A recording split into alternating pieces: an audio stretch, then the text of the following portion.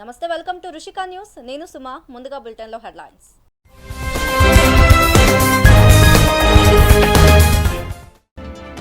దేశవ్యాప్తంగా భారత్ బంద్ ప్రశాంతం. రాజధాని సరిహద్దుల వద్ద భద్రతా కట్టుదిట్టం. ఏపీలో కొనసాగుతున్న భారత్ బంద్. డిపోలకే పరిమితమైన ఆర్టీసీ బస్సులు. తుఫాన్ ప్రభావిత ప్రాంతాల కలెక్టర్లు అధికారులతో జగన్ వీడియో కాన్ఫరెన్స్. మృతుల కుటుంబాలకు 5 లక్షల రూపాయలు తక్షణ సాయం. జగన్ ప్రభుత్వంపై పవన్ మరోసారి విమర్శలు. నేటి నవరత్నాలు భావితరాలకు నవకష్టాలు అంటూ ఎద్దేవా. మోదీ కేసీఆర్ పాలనలో పేదల బతుకు దుర్భరంగా మారింది. ఉప్పల్ బస్ డిపో ఎదుట రేవంత్ రెడ్డి నిరసన. ఆయుష్మాన్ భారత్ డిజిటల్ మిషన్ ను ప్రారంభించిన మోదీ డిజిటల్ హెల్త్ మిషన్ పేరుతో మరో కార్యక్రమానికి శ్రీకారం. ఇక డీటెయిల్స్ చూస్తే, కేంద్రం తీసుకొచ్చిన వ్యవసాయ చట్టాలకు నిరసనగా నేడు దేశవ్యాప్తంగా రైతు సంఘాలు భారత్ బంద్ను పాటిస్తున్నాయి. 40 రైతు సంఘాలతో కూడిన సంయుక్త కిసాన్ మోర్చా బంద్ పిలుపు మేరకు అన్ని వర్గాలకు చెందిన ప్రజలు శాంతియుతంగా ఆందోళనలో పాల్గొన్నారు. అలాగే ఈ బంద్కు కాంగ్రెస్ సహా పలు విపక్ష పార్టీలు మద్దతు ప్రకటించాయి. ఉదయం 6 నుంచి సాయంత్రం 4 గంటల వరకు ఈ బంద్ కొనసాగనుంది. బంద్ నేపథ్యంలో ఎలాంటి అవాంఛనీయ ఘటనలు చోటు చేసుకోకుండా ఢిల్లీలోని పలు ప్రాంతాల్లో ప్రభుత్వం బలగాలను మోహరించింది. రాజధాని సరిహద్దుల వద్ద భద్రతను కట్టుదిట్టం చేసింది. ఉత్తరప్రదేశ్ నుంచి గాజీపూర్ వైపునకు రాకపోకలు సాగకుండా పోలీసులు రహదారులను మూసివేశారు. దాంతో ఢిల్లీ, ఉత్తరప్రదేశ్ మధ్య తిరిగే వాహనదారులకు అంతరాయం ఏర్పడింది. పంజాబ్, హర్యానా రాష్ట్రాల సరిహద్దుల్ని సాయంత్రం 4 వరకు ముట్టడిస్తున్నట్లు రైతులు వెల్లడించారు. తమ ట్రాక్టర్లతో ప్రధాన రహదారుల్ని దిగ్బంధించారు. 6 बजे से लेकर 4 बजे तक बंद रहेगा और उसी के मद्देनजर हमने पूरे 6 बजे यहाँ बंद कर दिया था। लेकिन कोई मीटर की गाड़ी आ रही है या कोई बीमार है या स्कूल में जाने वाला है, किसी को कोई इमरजेंसी केस है, ऐसे लोगों को हम जाने की इजाज़त दे रहे हैं। वरना ये जो आज का बंद है, ये किसानों का बंद नहीं है, सारे देश के लिए, देश की भलाई के लिए बंद है। ये प्रोग्राम ये है कि बंद रहेगा आज, और जो लोग भी निकले वो लंच के बाद में घर से निकले, नहीं तो जाम में फंसे रहेंगे। बहुत जगह जाम है, और उसमें जो लोग एम्बुलेंस है या कोई डॉक्टर का कार्ड किसी के पास में है, या जो ज्यादा जरूरत वाले जो लोग होते हैं तो वो निकल जाते हैं उसमें। ఇక ఏపీలోనూ భారత్ బంద్ కొనసాగుతోంది. బంద్ కు అధికార వైసీపీ మద్దతు ప్రకటించడంతో గత రాత్రి నుంచే ఆర్టీసీ బస్సులు డిపోలకు పరిమితమయ్యాయి. నేటి మధ్యాహ్నం వరకు బస్సులను నిలిపివేసి బంద్ కు సంఘీభావం ప్రకటిస్తామని ఏపీ ప్రభుత్వం ఇప్పటికే ప్రకటించింది. ఈ నేపథ్యంలో పాఠశాలలకు సెలవులు ప్రకటించారు. మరోవైపు తెలంగాణలోనూ బంద్ ప్రారంభమైంది. పలు జిల్లాల్లో బస్సులు నిలిచిపోయాయి. హనుమకొండ, ఉమ్మడి మహబూబ్ నగర్, షాద్ నగర్ తదితర ప్రాంతాల్లో కాంగ్రెస్, వామపక్ష నేతలు, విద్యార్థి సంఘాలు బస్సులను ఎక్కడికక్కడ అడ్డుకున్నారు. ఉమ్మడి మహబూబ్ నగర్ పరిధిలో 842 బస్సులు నిలిచిపోయాయి. రోడ్లపై బైఠాయించిన నేతలు కేంద్రానికి వ్యతిరేకంగా నినాదాలు చేశారు. నేటి సాయంత్రం 4 గంటల వరకు బంద్ కొనసాగుతుందని, బంద్ నుంచి అత్యవసర సేవలకు మినహాయింపు ఇచ్చినట్లు సంయుక్త కిసాన్ మోర్చా ప్రకటించింది.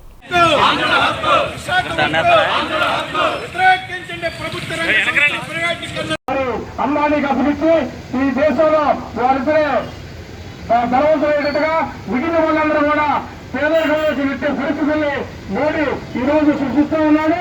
మనం రైతులను కూడా మరి గత కొన్ని నెలలుగా ఢిల్లీ సరిహద్దుల్లో కొన్ని వేల మంది రైతులు ధర్నాలు చేస్తున్నారు. కూడా కనీసం చలనాలు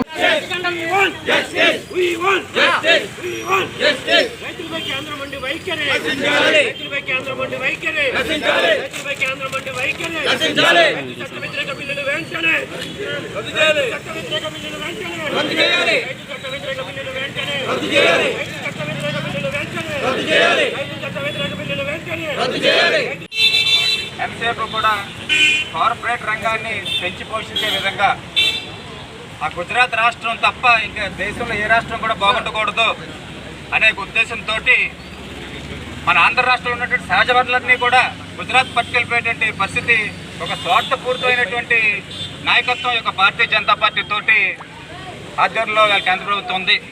దానికి అనుగుణంగా ఈ మధ్య తీసుకున్నటువంటి నిర్ణయాలు రైతుల పట్ల వ్యతిరేకమైనటువంటి నిర్ణయాలు. ఇవాళ రైతులు రాత్రనగా పగలనగా ఆ గట్లంతా తిరుగుతూ ధాన్యాన్ని, అన్నాన్ని పండించి మనందరికీ కూడా వాళ్ళు అన్నం పెడతా ఉంటారు రైతులు. వాళ్ళు మన భారతదేశంలో దాదాపు 80% పైన అందరం కూడా రైతు బిడ్డలే. అందరం కూడా వాళ్ళ రైతు లేనిదే మనకి పట్టిన అన్నం కూడా లేనటువంటి పరిస్థితి. యుద్ధ ప్రాతిపదికన గులాబ్ తుఫాను సహాయక చర్యలు చేపట్టాలని ఏపీ సీఎం జగన్ ఆదేశించారు. తుఫాన్ ప్రభావిత ప్రాంతాల కలెక్టర్లు అధికారులతో సీఎం వీడియో కాన్ఫరెన్స్ ద్వారా సమీక్ష నిర్వహించారు. శ్రీకాకుళం, విజయనగరం, విశాఖపట్నం, తూర్పుగోదావరి, పశ్చిమ గోదావరి, కృష్ణా, గుంటూరు జిల్లా కలెక్టర్లతో సీఎం మాట్లాడారు. ఇప్పటికే శ్రీకాకుళంలో ఉన్న సీఎస్ ఆదిత్యనాథ్ దాస్ ను అక్కడే ఉండి పరిస్థితిని సమీక్షించాల్సిందిగా ఆదేశించారు. జిల్లాలో పరిస్థితిని ఉప ముఖ్యమంత్రి ధర్మాన కృష్ణదాస్ సీఎంకు వివరించారు. వర్షం తగ్గుముఖం పట్టగానే యుద్ధ ప్రాతిపదికన విద్యుత్ను పునరుద్ధరించాలని జగన్ ఆదేశించారు. మృతుల కుటుంబాలకు 5 లక్షల చొప్పున తక్షణ సాయాన్ని వెంటనే ఇవ్వాలని, బాధిత ప్రాంతాల్లో మానవతా దృక్పథంతో ఉదారంగా వ్యవహరించాలని సీఎం స్పష్టం చేశారు. కేవీఎన్ఆర్ కిసాన్ నర్సరీ, పొదిలి రోడ్, దర్శి, ప్రకాశం జిల్లా. రైతు సోదరులకు కావలసిన అన్ని రకాల పండ్ల జాతి మొక్కలు మా కిసాన్ నర్సరీ దర్శి నందు అందుబాటులో కలవు. మా వద్ద జామ, మామిడి, సీతాఫలం, డ్రాగన్ ఫ్రూట్, నిమ్మ, బత్తాయి మొదలగు పండ్ల మొక్కలు, శ్రీగంధం, ఎర్రచందనం, టేకు వంటి కలపజాతి మొక్కలు మరియు అన్ని రకాల పూల మొక్కలు, పూల కుండీలు, షో మొక్కలు లభించును. రియల్ ఎస్టేట్ వెంచర్ వ్యాపారస్తులకు ఫార్మ్ ల్యాండ్స్ కోసం శ్రీగంధం, ఎర్రచందనం మొక్కలు కోరిన సైజులలో లభించును. రైతు సోదరులు మా నర్సరీని సందర్శించిన మొక్కల నాణ్యతను పరిశీలించి కొనుగోలు చేయగలరని మనవి. ఎల్లప్పుడూ రైతు సోదరుల అభ్యున్నతిని కోరుకునే మీ కిసాన్ నర్సరీ దర్శి. ఫోన్ 6309043648. సంప్రదించండి. KVNR Kisan nursery, Podili road, Darsi, Prakasam జిల్లా. పశ్చిమ గోదావరి జిల్లా చింతలపూడి నియోజకవర్గ పరిధిలో తెల్లవారుజాము నుంచి భారీ వర్షం కురిసింది. వరద నీటి ఉధృతికి టి నర్సాపురం ప్రాంతంలో బడ్డీ కొట్లు కొట్టుకుపోయాయి. మరికొన్ని చోట్ల తాటాకు ఇళ్లు నేలమట్టమయ్యాయి. ఇళ్లలోకి మోకాలు లోతు వరద నీరు చేరడంతో ప్రజలు తీవ్ర అవస్థలు పడుతున్నారు. మరోవైపు తెలంగాణలోని పలు జిల్లాల్లో భారీ నుంచి అతి భారీ వర్షాలు కురుస్తున్నాయి. బంగాళాఖాతంలో ఏర్పడిన గులాబ్ తుఫాను ప్రభావంతో హైదరాబాద్, ఉమ్మడి మెదక్ జిల్లాలో పలు ప్రాంతాల్లోనూ, సంగారెడ్డి, నర్సాపూర్ పరిసర ప్రాంతాల్లోనూ వర్షం పడుతోంది. హైదరాబాద్లోని అమీర్పేట్, పంజాగుట్ట, ఎస్ఆర్ నగర్, కుకట్పల్లి పలు ప్రాంతాల్లో భారీ వర్షం కురుస్తోంది. పలు ప్రాంతాల్లో రోడ్లు జలమయమయ్యాయి. వాహనదారులు ఇబ్బందులు ఎదుర్కొంటున్నారు. నేడు, రేపు జీహెచ్ఎంసీ హై అలర్ట్ ప్రకటించింది. భారీ వర్షాలు కురుస్తాయని వాతావరణ శాఖ హెచ్చరించింది. లోతట్టు ప్రాంతాల ప్రజలు అప్రమత్తంగా ఉండాలని ప్రభుత్వం హెచ్చరికలు జారీ చేసింది. దుర్గగుడిలో ధర్మపథం కార్యక్రమాన్ని సీఎం వర్చువల్ గా ప్రారంభించారు. ధర్మ ప్రచారం కోసమే ప్రత్యేకంగా ధర్మపథం కార్యక్రమాన్ని ఏపీ ప్రభుత్వం మొదలుపెట్టింది. సాంస్కృతిక, ఆధ్యాత్మిక కార్యక్రమాలను ప్రజల్లోకి తీసుకెళ్లడమే ధర్మపథం యొక్క ముఖ్య ఉద్దేశమని మంత్రి వెల్లంపల్లి తెలిపారు. ఈ కార్యక్రమంలో మంత్రి వెల్లంపల్లి శ్రీనివాస్, ఇతర ఉన్నతాధికారులు పాల్గొన్నారు. శ్రీ వైఎస్ జగన్మోహన్ రెడ్డి గారికి రాష్ట్ర దేవాదాయ ధర్మాదాయ శాఖ తరఫున అర్చకులు, వేద పండితులు, అధికారులు, ఉద్యోగుల తరఫున హార్దిక స్వాగతం తెలియజేస్తున్నాం.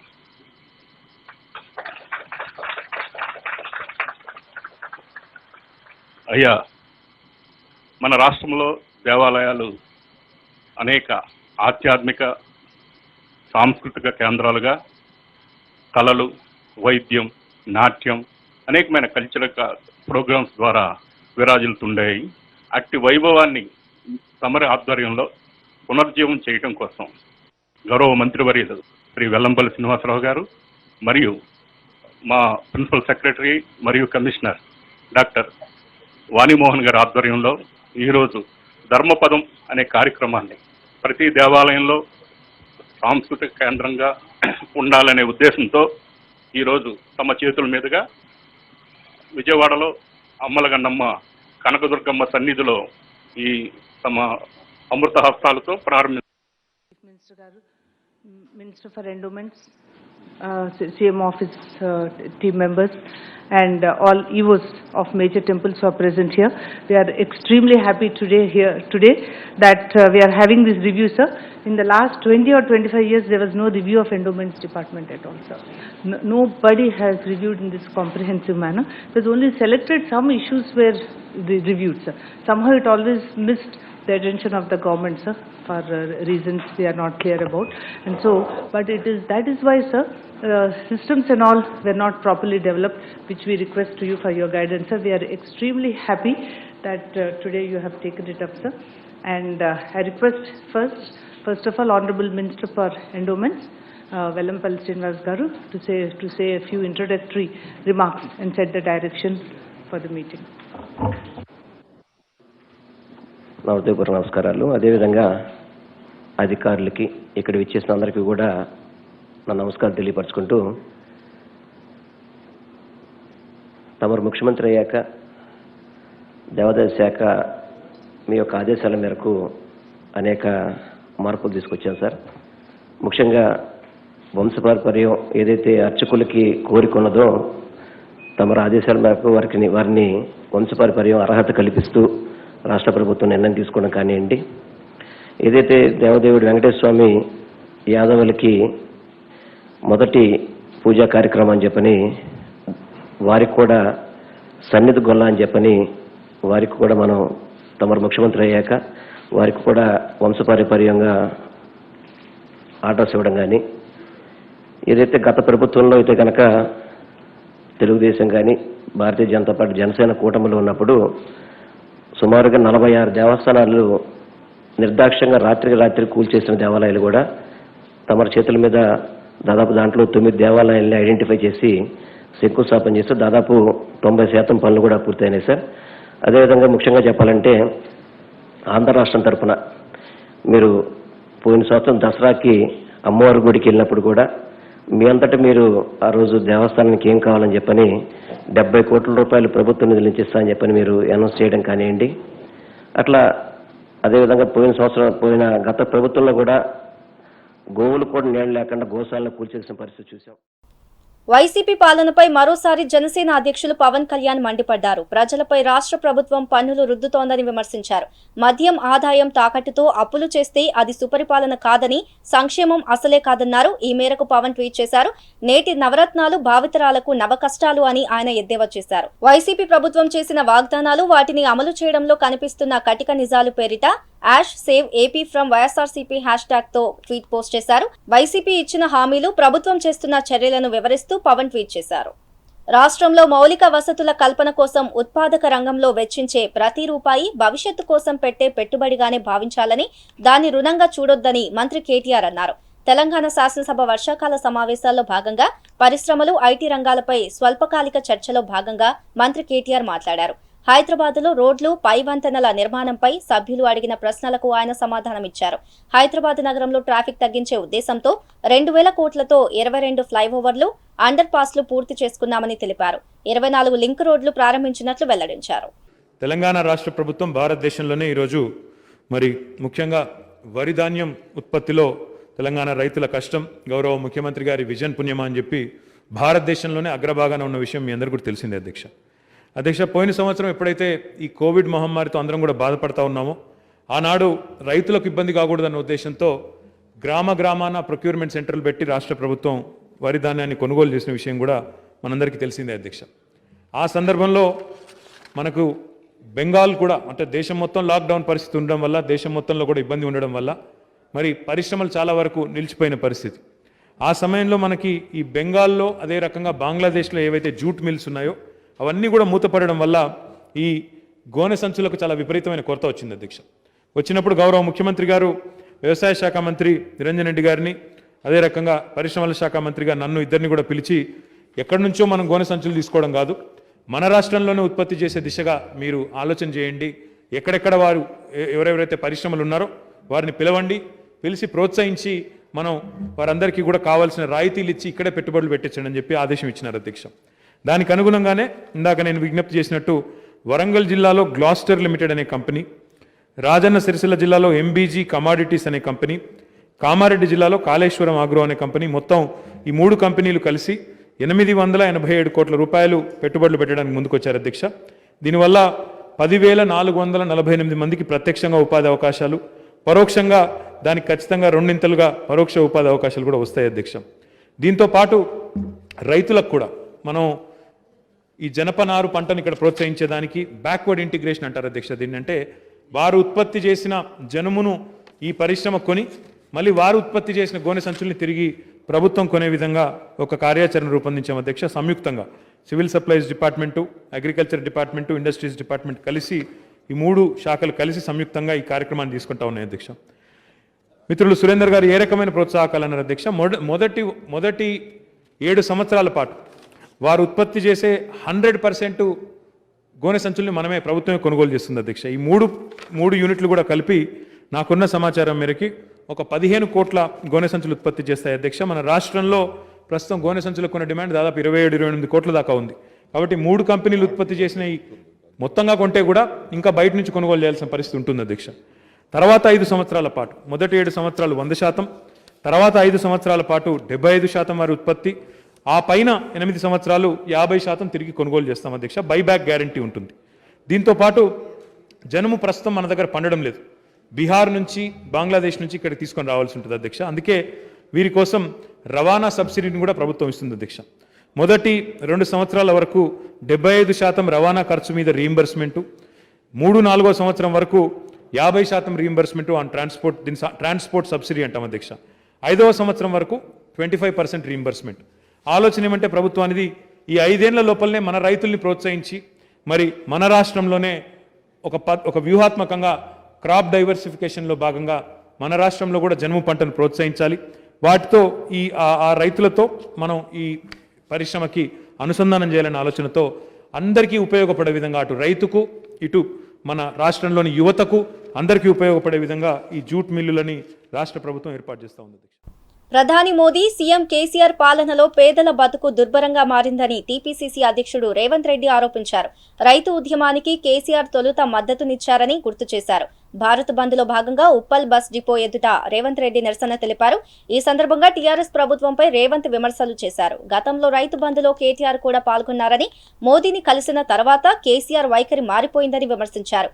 మోదీ ఏం మాయ చేశారో గానీ కేసీఆర్ లో మార్పు వచ్చిందని, కేసీఆర్ బంద్లో పాల్గొనకుండా మోదీతో విందులో పాల్గొంటున్నారని ఆరోపించారు. కేసీఆర్ ఎవరి పక్షాన ఉన్నారో రాష్ట్ర ప్రజలు ఆలోచించాలని సూచించారు. కేంద్ర రాష్ట్ర ప్రభుత్వాల విధానాలపై నిరసనగా కాంగ్రెస్ ఎమ్మెల్యేలు ఇవాళ తెలంగాణ అసెంబ్లీకి గుర్రపు బండ్లపై వచ్చారు. బట్టి విక్రమార్క, శ్రీధర్ బాబు, సీతక్క, ఎమ్మెల్సీ జీవన్ రెడ్డి గుర్రపు బండ్లపై రావడంతో వారిని పోలీసులు అడ్డుకున్నారు. దీంతో గుర్రపు బండ్లను అనుమతించాలని కాంగ్రెస్ సభ్యులు ఆందోళనకు దిగారు. పోలీసులు అనుమతికి నిరాకరించడంతో వారు అసెంబ్లీ గేటు వద్ద బైఠాయించి నిరసన తెలిపారు. దీంతో పోలీసులు కాంగ్రెస్ ఎమ్మెల్యేలను నారాయణగూడ పీఎస్కు తరలించారు. దేశంలో నిత్యావసర వస్తువుల ధరలు పెరిగాయని, పెట్రోల్ ధరలు పెంచి సామాన్యుల నడ్డి విరుస్తున్నారంటూ సీఎల్పీ బట్టి విక్రమార్క విమర్శించారు. కేంద్ర రాష్ట్ర ప్రభుత్వాల విధానాలతో ప్రజలపై భారం పడుతోంది అని ఆగ్రహం వ్యక్తం చేశారు.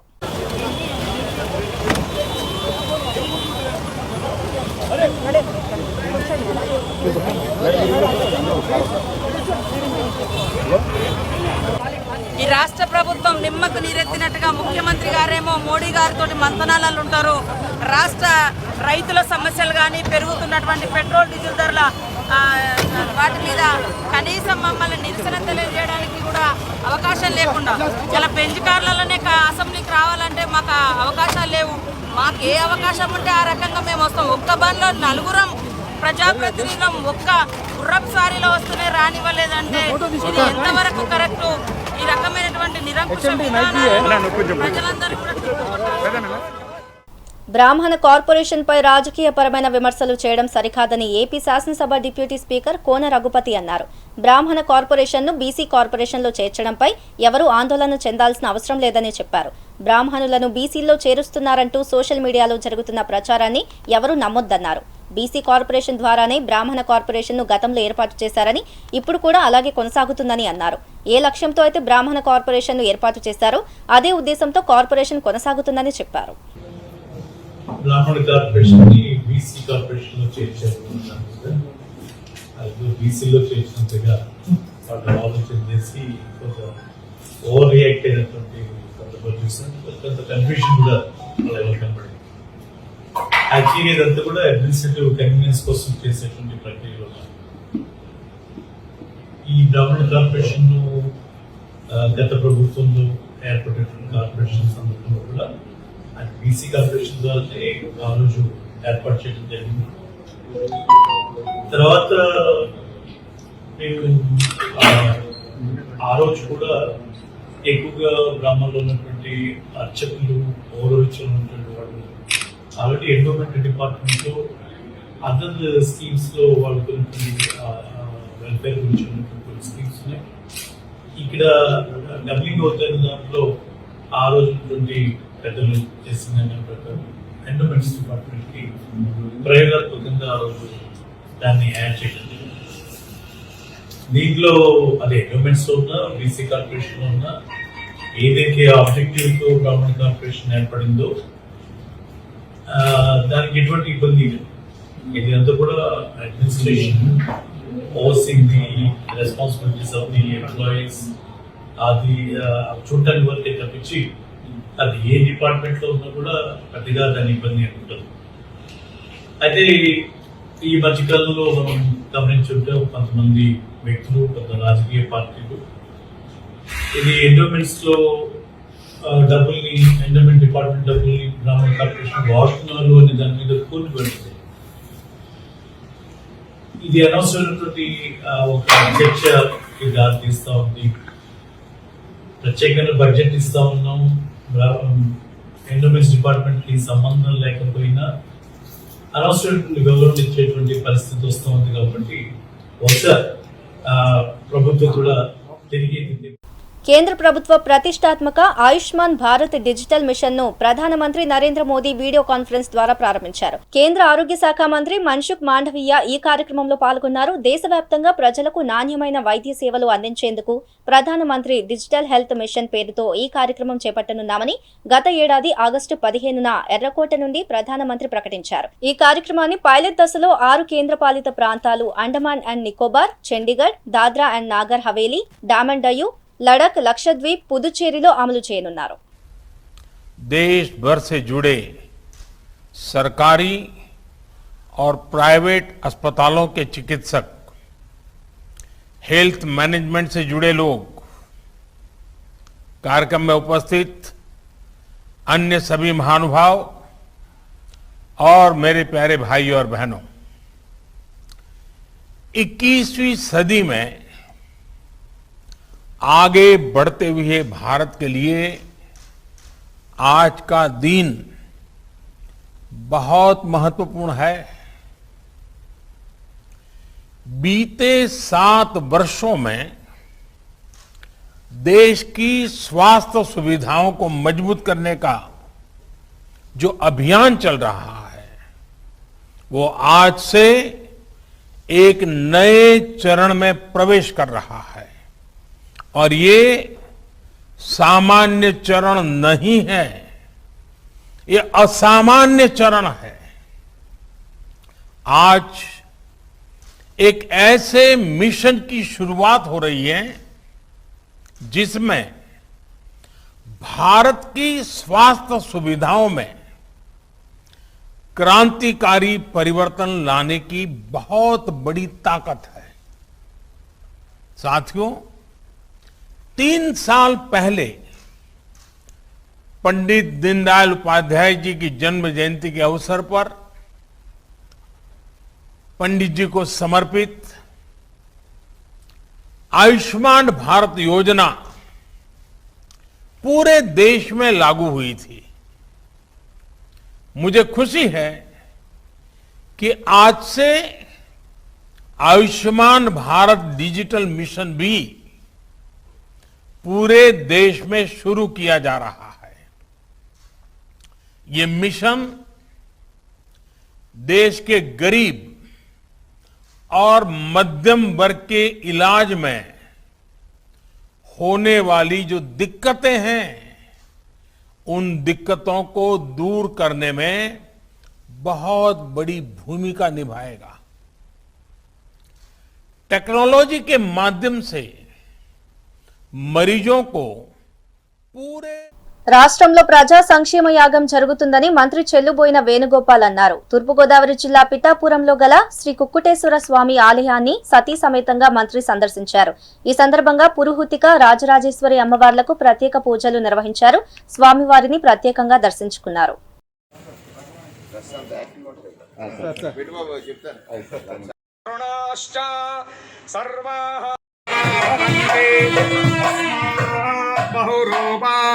पशवः समृद्ध्यै एतैरारुष्कामः प्रजा पशुकामो वा पुरस्ताद्दशहोतारमुदञ्जमुपदधाति यावत्पदम्.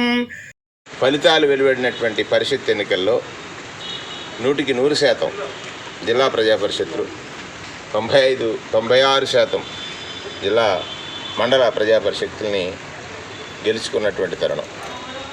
అంటే ఈ రాష్ట్రంలో ప్రజా సంక్షేమ యాగం జరుగుతూ ఉంది.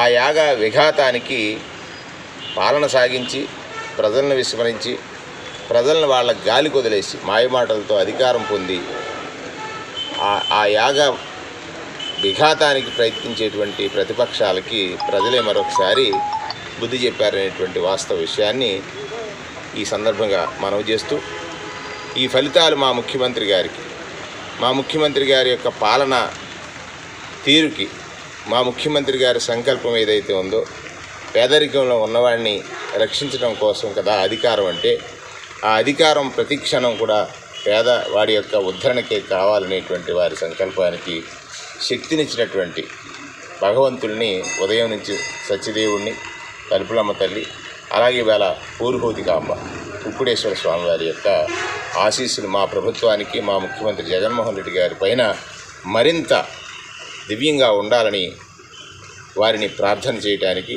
వారి యొక్క దివ్య దర్శనానికి ఈరోజు రావడం జరిగింది. మా మిత్రులు సీనియర్ శాసనసభ్యులు దొరబాబు గారు, వారి యొక్క వైఎస్ఆర్ కాంగ్రెస్ పార్టీ కార్యకర్తలందరూ కూడా ఇక్కడ ఘన స్వాగతం పలికారు. నిత్యము దైవానుగ్రహం చేత ఈ ప్రభుత్వానికి చూడండి, సకాలంలో అధికంగా వర్షాలు పడి రైతులందరూ కూడా సుభిక్షంగా ఉన్నారు, పంటలు అధికంగా వస్తూ ఉన్నాయి. అంటే రాజు యొక్క సంకల్పం గొప్పదైనప్పుడు ప్రకృతి యొక్క ఆశీర్వచనం ఉంటుందంటానికి ఇది ఒక ఉదాహరణ. ఆ ఉదాహరణ అర్థం చేసుకుని ప్రతిపక్షాలు ఇప్పటికైనా మనకి పాలన చేసేటువంటి యోగ్యత లేదు, పాలన చేసేటువంటి అర్హత లేదు, ప్రజలకు మనం చెప్పినవన్నీ కూడా అసత్యాలని ప్రజలు తిరిగారు, దీన్నైనా గుర్తెరగమని ఈనాడు ప్రతిపక్షంలో చాలామంది అవాకులు చవాకులు మాట్లాడుతున్నారు.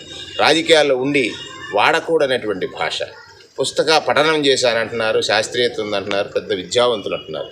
కానీ రాజకీయాల్లో ఒక ముఖ్యమంత్రి గారి పట్ల అనుచితమైనటువంటి వ్యాఖ్యలు చేసేటువంటి ఇటు పవన్ కళ్యాణ్ గారు అవ్వచ్చు, అటు తెలుగుదేశం నాయకులు అవ్వచ్చు, ఏమిటి మీ ఆలోచన, ఏమిటి మీ తీరు? ఈ పాలనని చూసి మీరు ఈర్ష్యతో మాట్లాడుతున్నారని ప్రజలకు అర్థమవుదని అనుకుంటున్నారా? ఆ ఈర్ష్యా స్వభావం విడనాడండి. నేను మరొకసారి చెప్తున్నాను, పేదవాడి జీవితాన్ని ఉద్ధరించడానికి ఏర్పడ్డ ప్రభుత్వం ఇది. పేదవాడి జీవితం మార్చడం కోసం తపస్సు చేసి పాలన అధికారం అనేటువంటి తీసుకొచ్చి ఆ తపస్సు ఫలితాల్ని ప్రజలకు అందించి ప్రజల యొక్క ఈ కరోనా కష్టకాలంలో.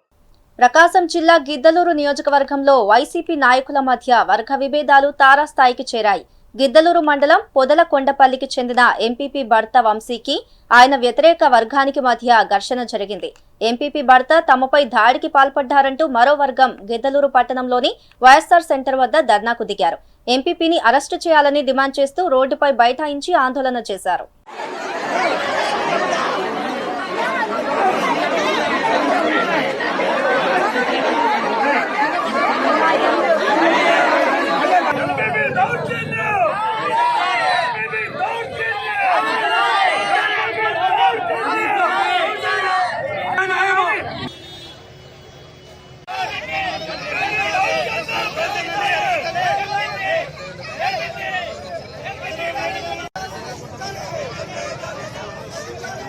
అధికార పార్టీలో అవతల 5 ఏళ్ళు పరిపాలించి 5 ఏళ్ళు డబ్బులు తీసుకొని యువతల డబ్బులు తీసుకొని ప్యాకేజీ తీసుకొని ఈ రోజు మేము రాంబాబు నమ్ముకొని ముందున్నాము. వెనకొచ్చిన వాళ్లకు అధికారం ఇవ్వడమైంది, మేము ముందు వాళ్ళకి ఇవ్వకపోవడం మా ప్రశ్న. న్యాయమేంది? ఎస్ఐ గారికి ముందే చెప్పినాం ఊళ్ళో అలిగేషన్ ఉంటా సార్ అని, వినలేదు. మా ఇంటి దగ్గరికి వచ్చి ఊరేగింపేది, మేము భోజనం పెడుతుంటే ఊరేగింపేది. ఇదే న్యాయము? ఇది జగన్మోహన్ రెడ్డికి తెలియాల, సత్యాల రామకృష్ణానికి తెలియాల, విజయసాయి రెడ్డికి తెలియాల. ఇదే ఇక్కడ జరిగేది. ఈ బాబే ఉదాహరణ మీకు, ఈ బాబే ఉదాహరణ. ఏం న్యాయం చేస్తారో ఎవరు వస్తారో రావాలా చూడండి.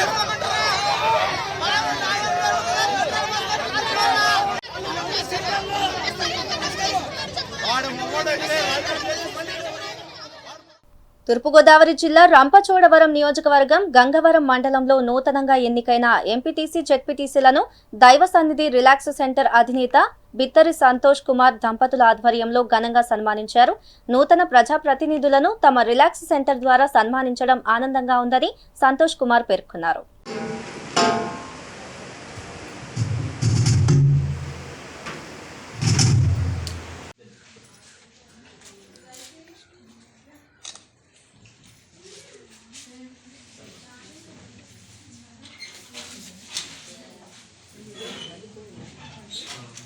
చప్పట్లు కొడదాం గట్టిగా. వారికి కూడా మన డిఎస్ఆర్ నుంచి అలాగే గంగవరం పాస్టర్ మండల అసోసియేషన్ నుంచి మరి మెమోండోనిస్తూ మీ యొక్క జ్ఞాపకాలు. మరి మన మధ్యలో బేబీరత్నం గారు ఇదివరకు వచ్చి అందరూ ప్రార్థించేయండి, సపోర్ట్ చేయండి అని చెప్పి ఈ రోజున మన మధ్యలోకి మనం గర్వించే రీతిగా ఒక జడ్పీటీసీగా మన యొక్క మందిరంలోకి రావడం బట్టి మరొకసారి శత్రువు నుంచి తప్పించమని ప్రార్థన చేస్తాం.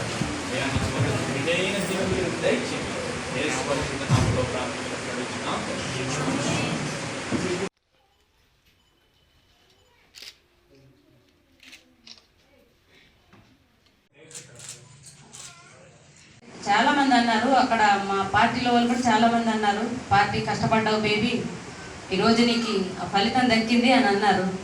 అయితే నేను ఏ రోజు కూడా పార్టీకి నేను కష్టపడాలని నేను ఎవరిది నేను చెప్పుకోలేదు. కానీ కష్టం అనేది చూశారు, కష్టపడడం వేరు, కష్టపడ్డ వాళ్ళని గుర్తించడం కూడా వేరు. మా నాయకుడు అనంత్ బాబు గారు నేను పడ్డ కష్టాన్ని నేనైతే ఎప్పుడు చెప్పుకోలేదు. నేను కష్టపడ్డాను, ఇంత కష్టపడ్డాను, నన్ను టికెట్ ఇవ్వండి నేను ఎప్పుడు అనలేదు.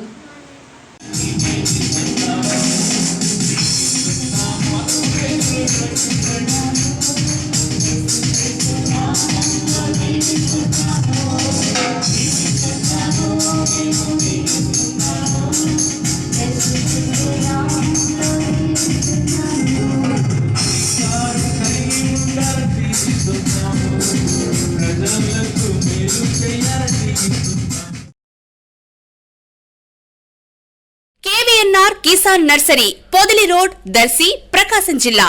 రైతు సోదరులకు కావలసిన అన్ని రకాల పండ్ల జాతి మొక్కలు మా కిసాన్ నర్సరీ దర్శి నందు అందుబాటులో కలవు. మా వద్ద జామ, మామిడి, సీతాఫలం, డ్రాగన్ ఫ్రూట్, నిమ్మ, బత్తాయి మొదలగు పండ్ల మొక్కలు, శ్రీగంధం, ఎర్రచందనం, టేకు వంటి కలప జాతి మొక్కలు మరియు అన్ని రకాల పూల మొక్కలు, పూల కుండీలు, షో మొక్కలు లభించును. రియల్ ఎస్టేట్ వెంచర్ వ్యాపారస్తులకు ఫార్మ్ ల్యాండ్స్ కోసం శ్రీగంధం, ఎర్రచందనం మొక్కలు కోరిన సైజులలో లభించును. రైతు సోదరులు మా నర్సరీని సందర్శించిన మొక్కల నాణ్యతను పరిశీలించి కొనుగోలు చేయగలరని మనవి. ఎల్లప్పుడూ రైతు సోదరుల అభ్యున్నతిని కోరుకునే మీ కిసాన్ నర్సరీ దర్శి. ఫోన్ 6309043648.